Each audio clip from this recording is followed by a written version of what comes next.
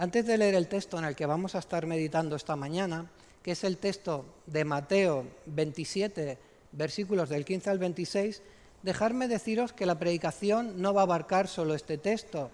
Vamos a tocar otros textos de Mateo y también del resto de los evangelios, porque eso nos va a ayudar a tener una visión más completa de aquello que os quiero decir en esta predicación.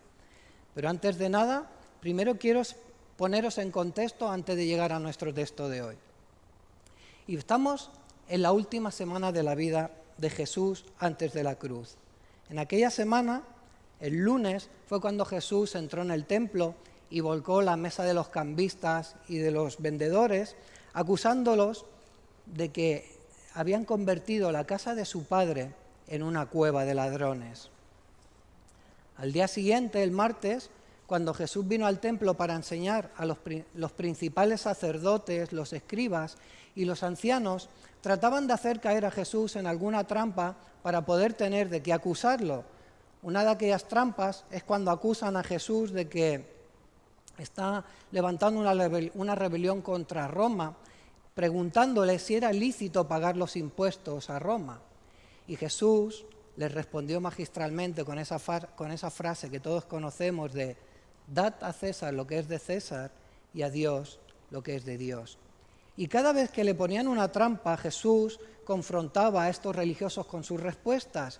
Y estos, cada vez que recibían esas respuestas llenas de sabiduría del Señor, ellos cada vez odiaban más al Señor y más ganas tenían de prenderle para matarle. Llegado el miércoles, Judas Iscariote, uno de sus apóstoles, de los que había estado con él durante todo su ministerio, fue a hablar con los fariseos para traicionarle.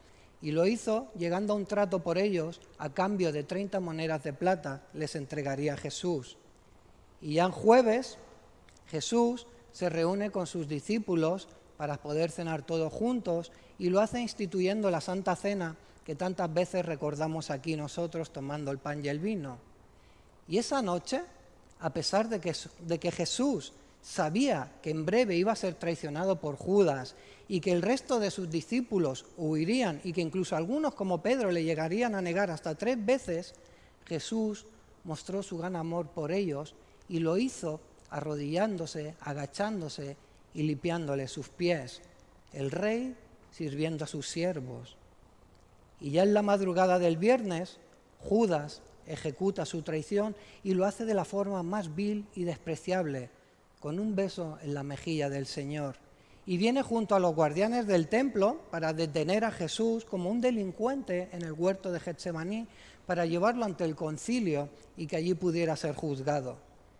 Y a primera hora de esa mañana del viernes, los principales sacerdotes y los ancianos deciden entregar a Jesús en manos de Pilatos para que éste le pudiera condenar a muerte. Y ahí llegamos a nuestro texto de hoy, a Mateo 27, versículos del 15 al 26. Si me queréis acompañar con vuestras Biblias, vamos a leerlo. Mateo 27, del 15 al 26. Y dice así la palabra del Señor. Ahora bien, en el día de la fiesta acostumbraba el gobernador soltar al pueblo un preso, el que quisiesen, y tenían entonces un preso famoso llamado Barrabás. Reunidos pues ellos, les dijo Pilato, ¿a quién queréis que os suelte? ¿A Barrabás o a Jesús llamado el Cristo? Porque sabía que por envidia le habían entregado. Y estando él sentado en el tribunal, su mujer le mandó decir, no tengas nada que ver con ese justo, porque hoy he padecido mucho en sueños por causa de él. Pero los principales sacerdotes y los ancianos persuadieron a la multitud que pidiese a Barrabás y que Jesús fuese muerto. Y respondiendo el gobernador les dijo, ¿a cuál de los dos queréis que os suelte? Y ellos dijeron, a Barrabás. Pilato les dijo, ¿qué pues haré de Jesús llamado el Cristo? Y todos le dijeron, sea crucificado. Y el gobernador les dijo, pues qué mal ha hecho. Pero ellos gritaban aún más diciendo, sea crucificado. Viendo Pilato que nada adelantaba, sino que se hacía más alboroto, tomó agua y se lavó las manos delante del pueblo diciendo, inocente soy yo de la sangre de este justo, allá vosotros. Y respondiendo todo el pueblo dijo, su sangre sea sobre nosotros y sobre nuestros hijos. Entonces les soltó a Barrabás y habiendo azotado a Jesús, le entregó para ser crucificado. Hasta aquí la palabra del Señor. Como os he dicho al principio, quiero predicaros sobre un texto donde podemos ver muy claramente el glorioso Evangelio de nuestro Señor y Salvador Jesucristo. Y en este texto lo vemos de una forma muy clara. Y puede ser que estés aquí ahora y que estés pensando, qué bien que el Rafa va a predicar este texto, porque le puede servir a aquellos que hoy hayan podido venir aquí y que no conocen al Señor y puedan conocer el Evangelio. Y eso es verdad y espero que el Señor pueda obrar en sus corazones y sea así. Pero si has pensado así, déjame decirte una cosa. Yo te digo que tú también estés bien atento, porque eso quiere decir que esta predicación te hace tanta falta a ti como a un no creyente. Porque el Evangelio no es solo para los no creyentes, el Evangelio es para todos igual, para creyentes y para no creyentes. Para los no creyentes, para que puedan recibir las buenas nuevas del precioso Evangelio de nuestro Señor Jesucristo y puedan ser llamados al arrepentimiento y la fe. Y para los creyentes, para que no nos olvidemos nunca de dónde nos ha sacado Jesús, lo que hizo por nosotros y que no apartemos nunca nuestra mirada de Él para que podamos vivir vidas de arrepentimiento, de crecimiento en santidad y de madurez en nuestra fe.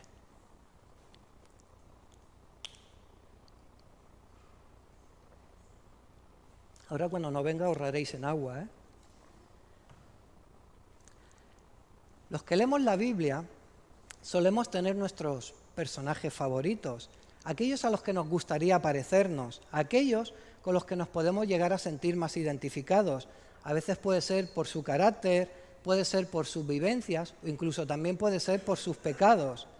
Quizás te gustaría parecerte a Abraham, a Moisés o como a mi hijo que le gusta mucho Josué, o te gustaría parecerte a Sansón o al rey David o a Pedro o a Pablo, no sé, a cualquiera de esos grandes personajes que encontramos en las Escrituras.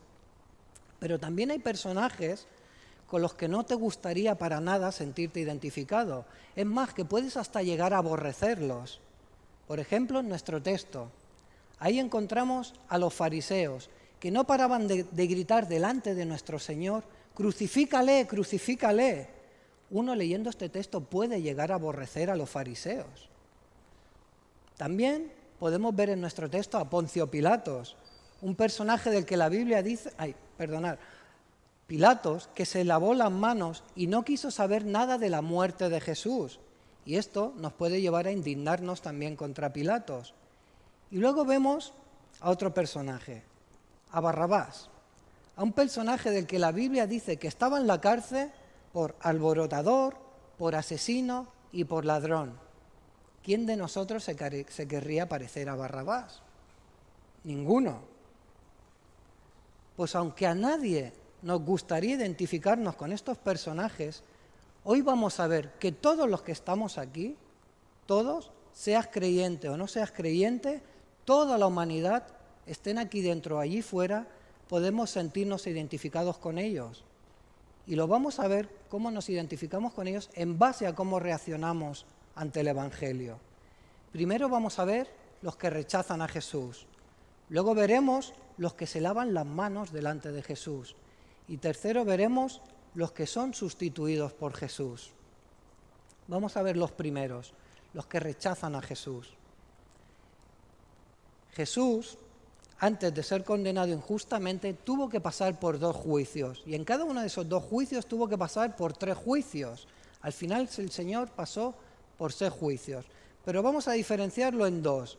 Primero pasó por un juicio religioso. Y digo juicio para que nos podamos entender, porque un juicio se supone que es para buscar justicia en base a la verdad. Pero en este juicio no se buscaba ni justicia ni la verdad, solo se buscaba acabar con la vida de Jesús. Como dice en Mateo 26, versículos 3-4, los principales sacerdotes, los escribas y los ancianos del pueblo se reunieron en el patio del sumo sacerdote llamado Caifás y tuvieron consejo para prender con engaño a Jesús y matarle. Cuando Jesús fue capturado en la noche como un delincuente y llevado ante el Sanedrín, la única intención que tenían era la de matar a Jesús, porque Jesús estaba desmontando todo su negocio y el tinglado religioso que tenían, porque ellos vivían en un gran estatus social. Ellos eran la crème de la crème religiosa. Todos buscaban sus consejos y todos apreciaban a los sacerdotes del Sanedrín. Pero cada vez que Jesús les confrontaba y les exhortaban, que lo hacía para que se pudieran arrepentir de sus pecados y creer en Él, estos religiosos, en vez de arrepentirse, cada vez odiaban más a Jesús y cada vez buscaban con más afán la manera de poder matarle. Porque Jesús les estaba señalando sus pecados y les mostraba sus miserias, y además lo hacía delante del pueblo. Aquellos que eran los supuestos representantes de Dios en la tierra, los que tenían que guardar la palabra de Dios con celo y con amor, tenían delante al mismísimo Dios y no lo conocieron. Como dice en el Evangelio de Juan, en el mundo estaba y el mundo por él fue hecho, pero el mundo no le conoció. A lo suyo vino y los suyos no le recibieron. Jesús, durante su ministerio, había hecho multitud de señales y prodigios por medio de todos los milagros que hizo, para que tuvieran evidencias suficientes de que Jesús era quien decía ser, el Hijo de Dios que había venido al mundo. Y no solo eso, sino que tenían también en las Escrituras evidencias suficientes como para poder entender y comprobar que Jesús realmente era el Hijo de Dios. Pero el problema de aquellos religiosos sigue siendo el problema que tienen hoy muchos. Y es que buscan creer en Jesús en base a las evidencias y a las pruebas y no en base a la fe. Procuran conocer a Dios con sus mentes y sus lógicas y sus pruebas y no con sus corazones. Cuando precisamente el problema del hombre es su corazón, un corazón pecaminoso que rechaza y aborrece a Dios. Porque hay evidencias suficientes para que todos podamos creer en Dios. La creación, lo maravillosamente que está todo de bien hecho, da testimonio de Él. Pero Dios no quiere que creamos en Él en base a las evidencias y a las pruebas. Quiere que creamos en Él como consecuencia de conocer el amor de Dios hacia nosotros por medio de la fe en ese sacrificio perfecto de Cristo en la cruz. Así que yo te digo que si tú eres de los que están buscando pruebas, no sigas buscando. Porque aquellos religiosos tenían todas las pruebas para poder creer en Jesús, pero sin embargo le odiaban y querían matarle. Tu problema, si no conoces al Señor, no son las pruebas, al igual que aquellos religiosos. Tu problema es tu corazón que rechaza a Dios. Y el problema del corazón de aquellos religiosos lo podemos ver claramente en aquella farsa de juicio que montaron, donde los sacerdotes no hacían más que aportar falsos testigos para así poder condenar a Jesús y matarle. Pero es que ni esos propios testigos se ponían de acuerdo en sus mentiras. Nos lo dice Marcos en el capítulo 14, versículo 56. Porque muchos decían falso testimonio contra él, mas sus testimonios no concordaban. Pero ante toda esa farsa, ante todas aquellas mentiras, Jesús guardaba silencio. No abría su boca, no trataba de defenderse ante todas aquellas acusaciones y todas aquellas mentiras que le estaban diciendo. Y si nos paramos a pensar, ¿quién de nosotros se callaría cuando escucha que le están acusando de algo falso? Ninguno, todos saltamos enseguida y tratamos de defender nuestra inocencia a toda costa. Pero Jesús calló. En Isaías 53:7 lo describe muy bien. Angustiado él y afligido, no abrió su boca. Como cordero fue llevado al matadero, y como oveja delante de sus trasquiladores, enmudeció y no abrió su boca.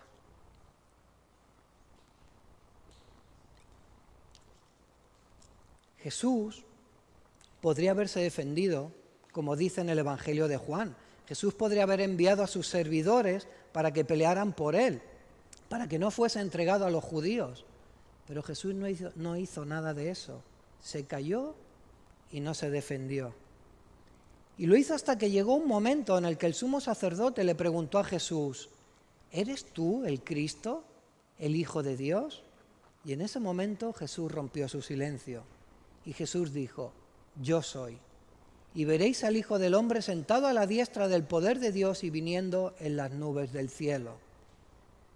Jesús aquí lo que está haciendo es citar las palabras que encontramos en el libro del profeta Daniel. He aquí, con las nubes del cielo venía uno como hijo de hombre, y le fue dado dominio, gloria y reino para que todos los pueblos, naciones y lenguas le sirvieran.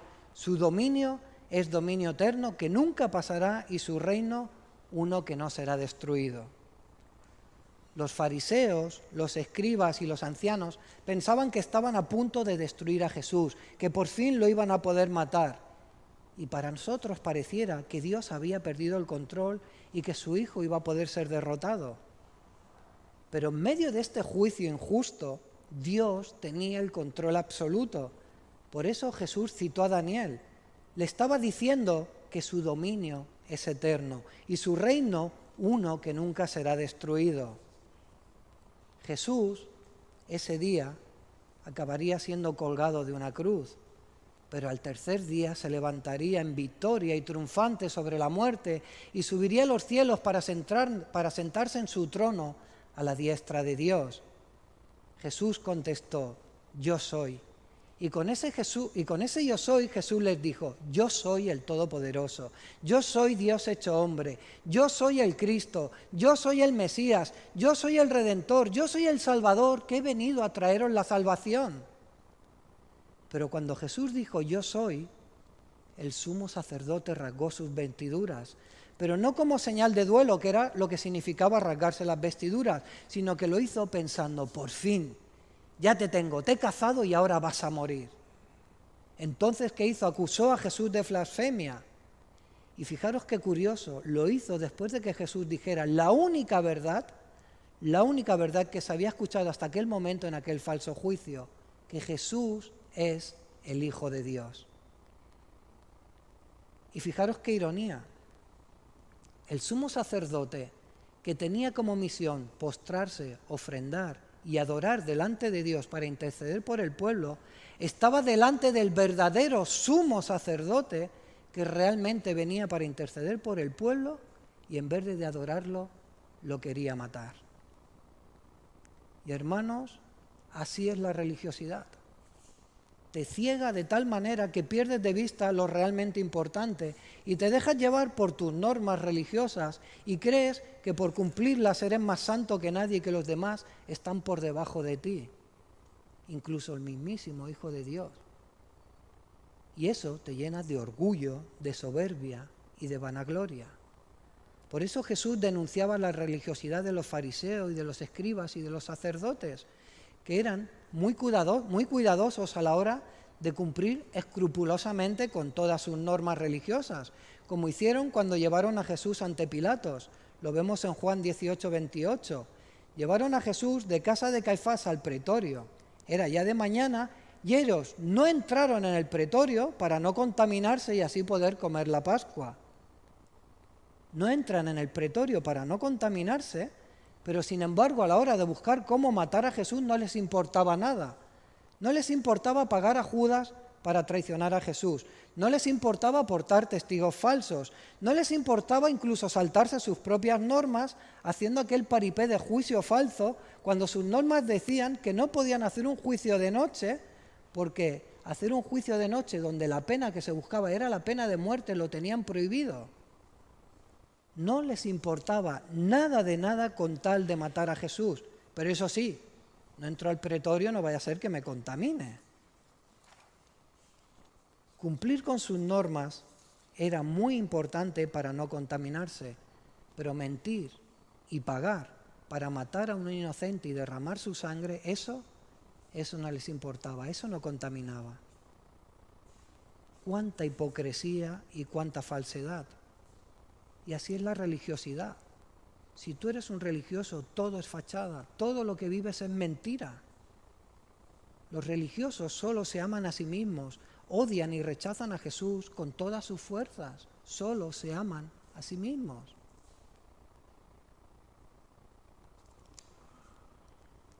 En Marcos 14:65, podemos llegar a ver el desprecio tan grande que estos religiosos sentían por Jesús. Dice: y algunos comenzaron a escupirle y a cubrirle el rostro y a darle de puñetazos y a decirle: profetiza.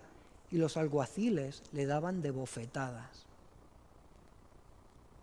Y aquellos eran los supuestos amantes de Dios, los que supuestamente llevaban una vida piadosa. Aquellos consintieron que Jesús, siendo inocente, fuera escupido, abofeteado y le dieran de puñetazos. Pero esto ya lo había profetizado Isaías. Dicen en Isaías 56, «Di mi cuerpo a los heridores y mis mejillas a los que me mesaban la barba. No escondí mi rostro de injurias y de escupitajos». Jesús no escondió su rostro. Ante tanta mentira y tanta humillación, Jesús ahí estaba delante, con toda presencia del Señor, con toda su gloria. Y lo hizo por amor, primero en obediencia a su Padre, y segundo, lo hizo por amor a nosotros. Jesús se dejó humillar de esa manera por amor a ti y por amor a mí. Si tú das más importancia a tus propias normas que a la palabra de Dios, si tú rechazas a Dios, si permaneces impasible ante todo eso que estás escuchando aquí ahora, es como si estuvieras allí escupiendo a Dios. Es como si estuvieras escupiendo en la cara de Jesús. Es como si le estuvieras dando bofetadas y puñetazos.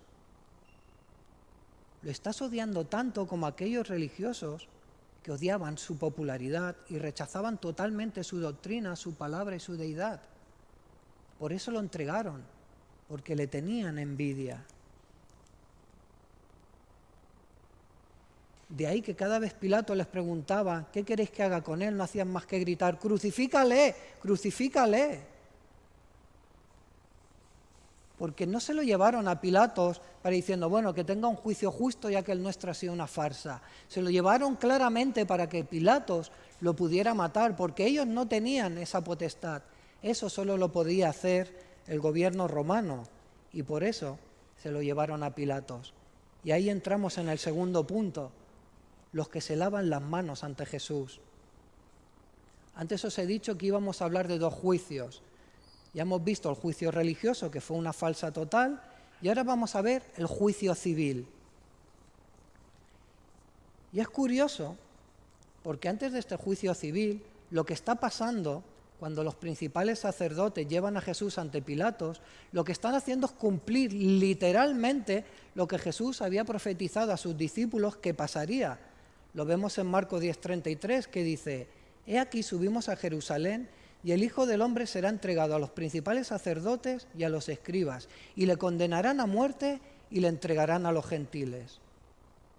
Como os he dicho antes, nuevamente vemos que Jesús estaba en control de absolutamente todo. Los principales sacerdotes, sin saberlo, estaban cumpliendo precisamente con los propósitos de Dios, para que se cumpliese su glorioso plan divino de salvación, para que todos nosotros hoy podamos ser salvados.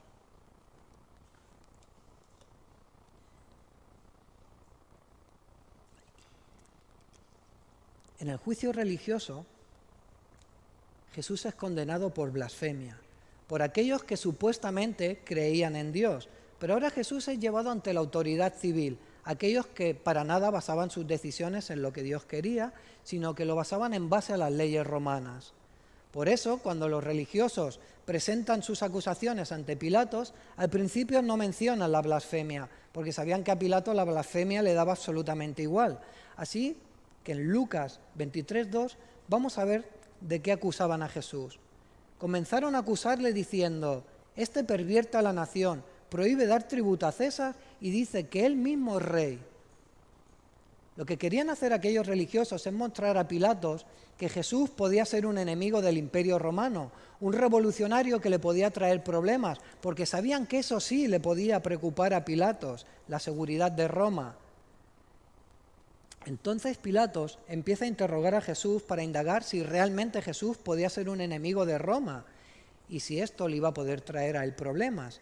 Pero Pilatos, vemos que después de interrogar a Jesús, dijo a los principales sacerdotes que no encontraba ningún delito en él, y Pilatos realmente quería soltar a Jesús. Y Poncio Pilatos era la máxima autoridad de la zona. Realmente tenía el poder para salvar o quitar la vida a los presos, como él mismo le dijo a Jesús. ¿No sabes que tengo autoridad para crucificarte y que tengo autoridad para soltarte? Aquí Poncio Pilatos presumía delante de Jesús de tener mucho poder, y era verdad que tenía mucho poder, pero a la hora de la verdad, con todo el poder que tenía como gobernador romano, mostró ser un verdadero cobarde, y así es como ha sido recordado a lo largo de la historia, como un cobarde. Y lo vemos porque primero intentó quitarse el problema de encima cuando escuchó a los sacerdotes decir que Jesús alborotaba al pueblo desde Galilea, como dice en Lucas 23:5. Alborota al pueblo enseñando por toda Judea, comenzando desde Galilea. Cuando Pilatos escucha Galilea, se le abrieron los ojos y pensó, ya está. Como el gobernador de Galilea es Herodes, y Herodes justamente está aquí ahora en Jerusalén celebrando la Pascua, pues nada, llevárselo a Herodes y que lo juzgue Herodes. Y así yo me quito el problema de encima. Y así lo hicieron, pero la jugada le salió rana, porque Herodes, aunque recibió a Jesús y lo humilló, se lo devolvió a Pilatos y no quiso juzgarlo. Entonces nuevamente Pilatos vuelve a salir delante de los principales sacerdotes y les dice que ni él ni tampoco Herodes hayan ningún delito en Jesús, pero los religiosos continúan insistiendo en que Jesús tenía que morir. Y entonces a Pilatos se le ocurre una idea. Les ofrece soltar a un preso como acostumbraba a hacer en las fiestas. Y Pilato pensó que le pedirían soltar a Jesús porque sabía, como dice el texto, que todo lo que tenían contra él no era más que pura envidia. Así que Pilatos ofrece a Barrabás, un preso famoso y un preso que curiosamente sí que era un revolucionario y un enemigo de Roma, que era de lo que estaban tratando de acusar los religiosos a Jesús. Y además de esto, Barrabás era un asesino y un ladrón. De maneras que Pilatos hace que el pueblo tenga que escoger entre Barrabás o Jesús. Y Pilatos pensó que teniendo un poquito de sentido común, que el pueblo se sentiría más seguro con Jesús en las calles que no con Barrabás, que era un asesino y un ladrón. Pero la envidia y el odio son tan malos que nos nublan el sentido común, convirtiéndonos en personas perversas que solo quieren salirse con la suya a toda costa, aunque eso pueda suponer la muerte de un inocente y la libertad de un asesino. Y eso es lo que les pasó a los principales sacerdotes y los ancianos. Llevados por su envidia y por su odio, persuadieron a la multitud que pidiese a Barrabás y que Jesús fuera muerto. Y cuando Pilatos les preguntaba, ¿pero a quién queréis que suelte?, la multitud gritaba, Barrabás, a Barrabás. Pero Pilatos no quería condenar a Jesús porque sabía que no era culpable de nada. Además, en el Evangelio de Juan podemos ver que Pilatos, después de interrogar a Jesús, y cuando vio que los sacerdotes por fin le dijeron el motivo por el que de verdad querían matar a Jesús, tuvo miedo, porque los sacerdotes le dijeron que Jesús se había hecho a sí mismo hijo de Dios. Cuando Pilato oye decir esto, dice la palabra que tuvo más miedo. Y encima, por si acaso no tenía suficiente miedo Pilatos, en medio de todo esto, la mujer de Pilatos le hace llegar un mensaje diciéndole, no tengas nada que ver con ese justo, porque hoy he padecido mucho en sueños por causa de él. Al oír todo esto, Pilatos todavía tenía más miedo y volvía a insistir al pueblo, ¿a cuál de los dos queréis que os suelte? Pero el pueblo seguía diciendo, a Barrabás, a Barrabás. Pero Pilato seguía insistiendo, pero qué mal ha hecho. Pero ellos gritaban aún más diciendo, ya, crucifícale, crucifícale. Y finalmente Pilatos, llevado por el miedo y por la superstición, porque los romanos eran muy supersticiosos, a causa de lo que le había dicho su mujer, tenía mucho miedo. Y dice en el versículo 24, viendo Pilato que nada adelantaba, sino que se hacía cada vez más alboroto, tomó agua y se lavó las manos delante del pueblo diciendo, inocente soy yo de la sangre de este justo, allá vosotros. Pilatos se lavó las manos pensando que así se libraría de ser hallado culpable de la muerte de Jesús. Pero si por algo ha pasado a la historia Pilatos es precisamente por todo lo contrario, por permitir que Jesús fuera crucificado. El lavarte las manos y desentenderte de la muerte de Jesús no te convierte en inocente. Aquellos que piensan que son muy buenas personas, que viven sus vidas tratando de ayudar al prójimo, que no hacen daño a nadie, aquellos que cuando les predican el Evangelio dicen, si a mí me parece muy bien, yo te veo muy feliz y contento, te veo que te ha cambiado la vida y que vives muy bien, oye, me alegro un montón por ti, pero no me rayes, yo no quiero saber nada de todo esto, yo estoy muy bien como estoy. Si tú piensas así, te estás lavando las manos. Y eres tan culpable de la muerte de Jesús como Pilatos y todos aquellos que estaban allí gritando, crucifícale, crucifícale. El no creer te hace tan culpable de la muerte de Jesús como a Pilatos. Por mucho que te laves las manos, tus manos siempre van a estar sucias de la sangre de Jesús. Pero escucha bien, Dios amó de tal manera al mundo que aunque seas el peor de los delincuentes como Barrabás, Dios te da la oportunidad de volverte a ir en el arrepentimiento y fe.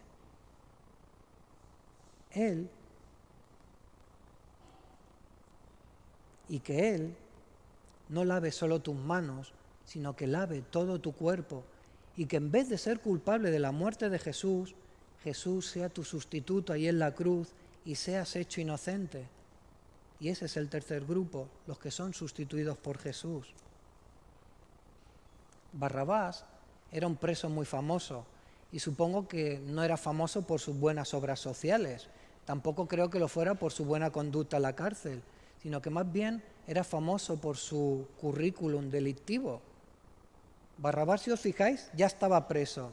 Eso significa que ya había pasado por un juicio, que ya había sido hallado culpable y estaba en la cárcel esperando sufrir la condena por sus delitos.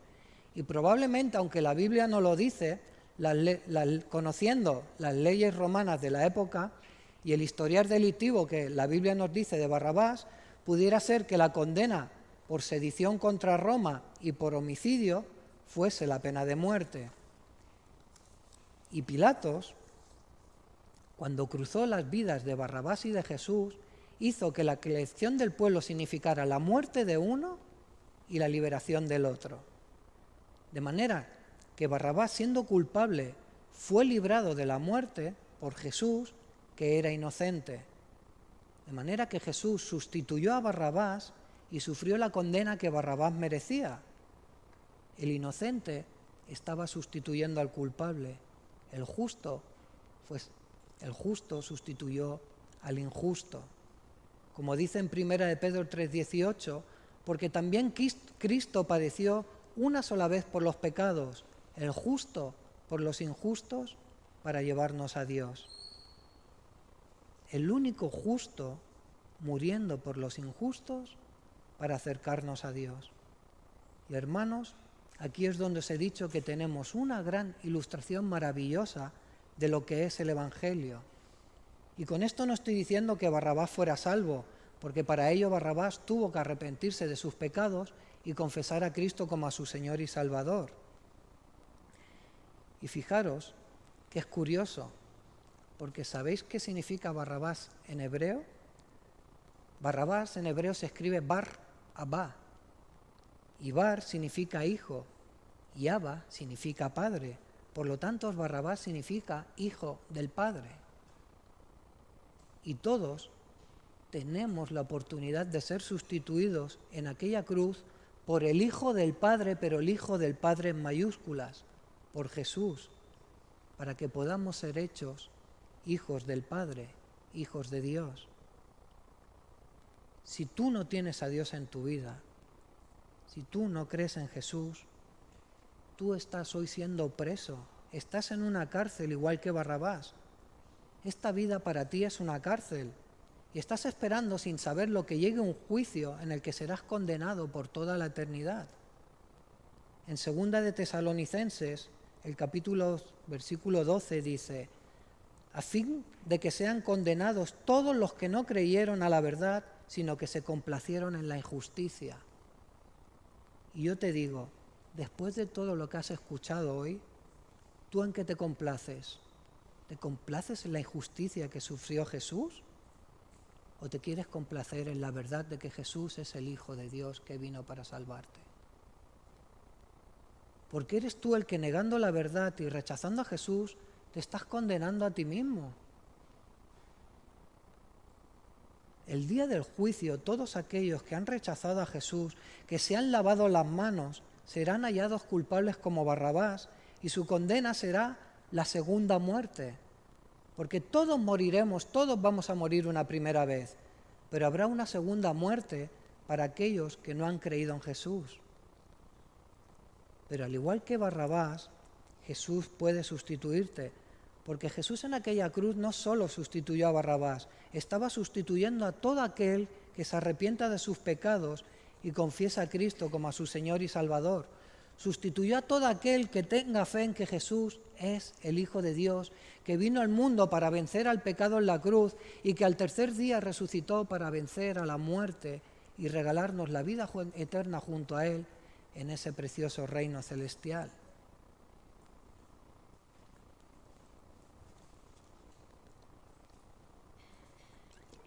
Ahora, si tú dices que sí tienes a Dios en tu vida, no basta con decirlo con tu boca, eso tiene que verse reflejado en tu vida.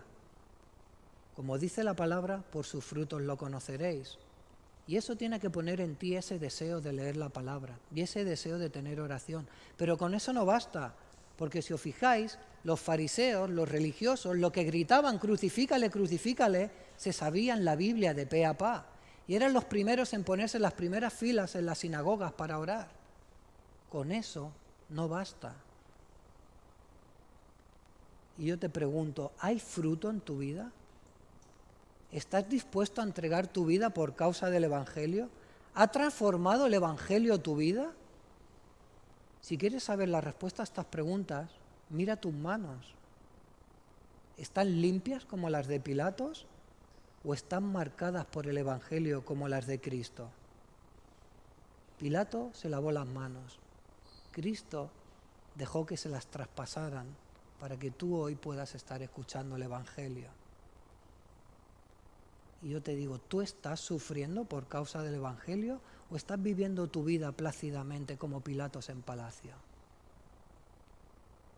Jesús sufrió las burlas, la humillación, los escupitajos, las bofetadas y puñetazos, los latigazos, y finalmente fue colgado en un madero para que tú pudieras ser salvado. Y no solo eso, que ya fue bastante dolor físico, sino que tuvo que ser abandonado por su padre para que tú pudieras ser adoptado y comprado como su hijo, gracias a la preciosa sangre derramada de Cristo. Para nosotros la salvación es por gracia y es totalmente gratuita, pero para Dios costó un precio muy alto, el sacrificio de su Hijo amado en aquella cruz. Y yo te vuelvo a decir, ¿qué estás haciendo tú por aquel que dio su vida por ti y te sustituyó en aquella cruz?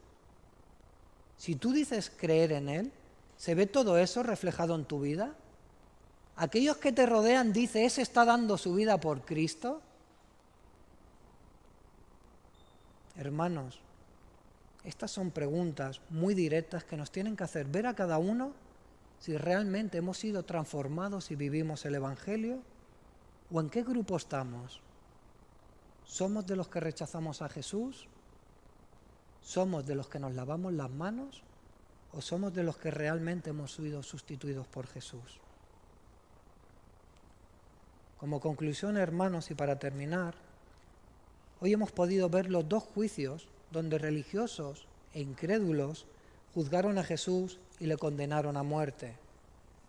Aquellos religiosos odiaban tanto a Jesús hasta el extremo de decir, su sangre sea sobre nosotros y sobre nuestros hijos.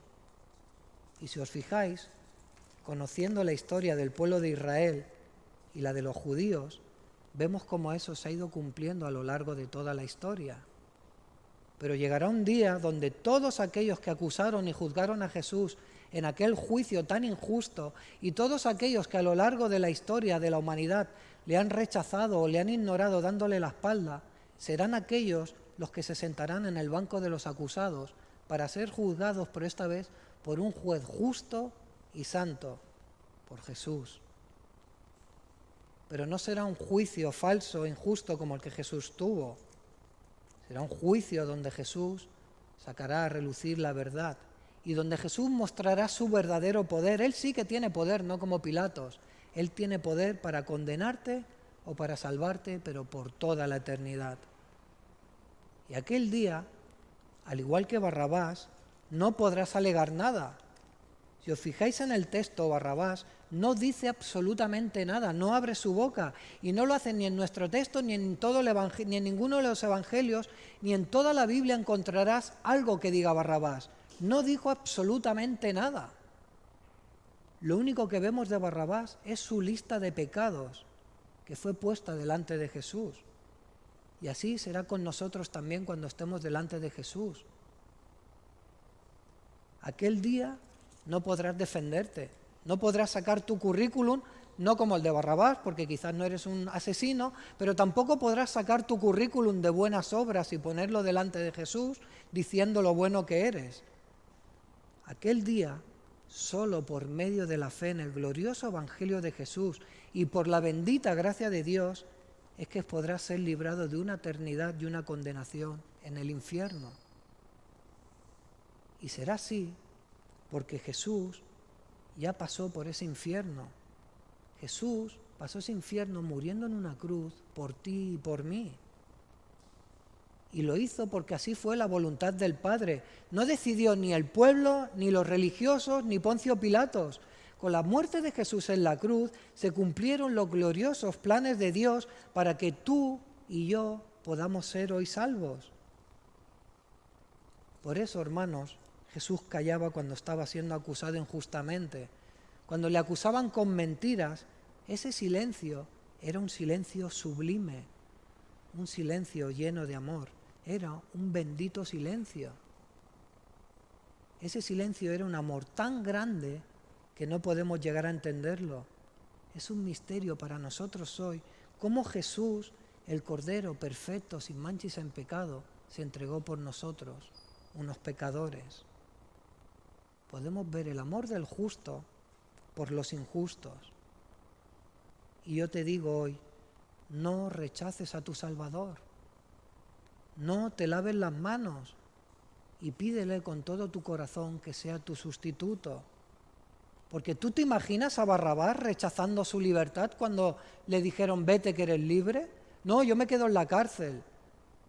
Sería una locura, ¿verdad? Pensar que Barrabás hacía eso. Pues no hagas tú esa locura. No rechaces a tu Salvador. No rechaces la libertad que Jesús hoy te está ofreciendo en Cristo.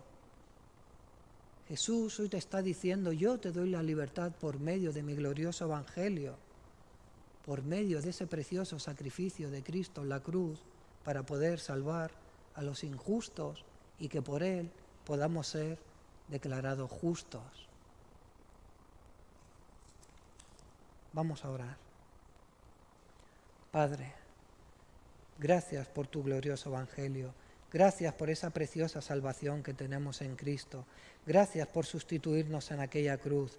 Gracias por tanto amor que no podemos llegar a entender derrochado en aquella cruz. Gracias por esa preciosa sangre derramada para que los injustos pudiéramos ser adoptados como tus hijos, pudiéramos ser redimidos, perdonados, salvados y rescatados de una condenación eterna para poder pasar esa eternidad junto a ti. Padre, yo te ruego y te suplico por aquellos que puedan estar hoy aquí, que no te conocen, que tú puedas obrar ese milagro y llamarlos al arrepentimiento y a la fe.